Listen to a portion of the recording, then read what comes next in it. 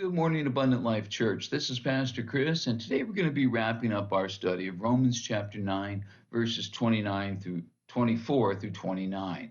We've been dealing with the question of, hey, are the Gentiles God's second choice? No, God's original plan from the very beginning was to give everybody access to come as long as they have faith.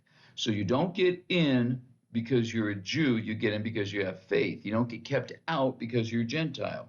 You can come in if you have faith. Okay, but if that was the plan, then why didn't God just let everybody in from the very beginning? Why didn't he open it to Gentiles too? Why all the Jews being God's chosen people? Why only them getting the law and the covenants? Well, he had a very logical reason for not having everybody in at first. Remember back in the Old Testament times, the Jews were following God. Everyone else, that's us Gentiles, they were pretty much ignoring the Lord and running after idols, running after these pagan gods. They would carve something out of a stick or out of a stone, and then they would say, "This is our God," and they would worship it. They were choosing to turn away from this God that the Hebrews were talking about. They would even try to lure Jews off into that direction. That was a massive problem in the Old Testament times.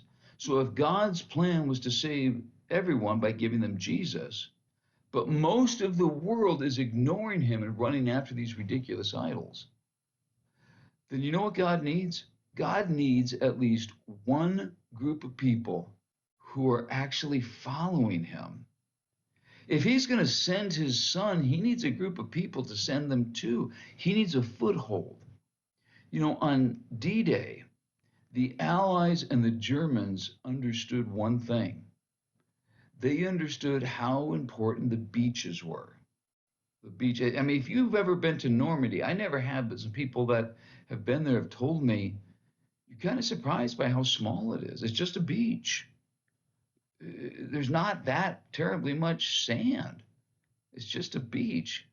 But that little bit of sand was vitally important. The Germans had to defend that little bit of sand. The Allies had to get the Germans off that little bit of sand and take it. Why was that little bit of sand so important? It was a foothold.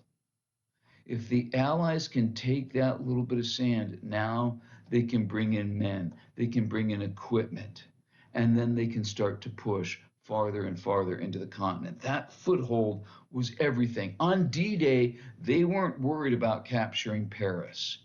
They were worried about capturing that foothold so they could be established. This is what God did with the Jews. They were a foothold.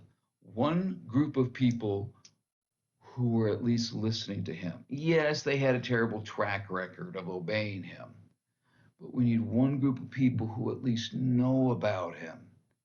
Because I can send my son there, I can take that foothold, and then it can start to spread. This was God's plan for the Jews.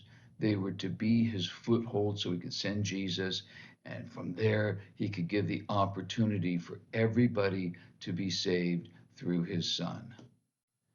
God expected his chosen people, the Jews, to be that foothold, and look what God's plan is for the church today. It's the same thing. If I can get the church listening to me and obeying me and taking the word out, it can spread. And other people can come and be saved. Folks, today, we are that foothold. If we have God living in our hearts, that can spread to other people.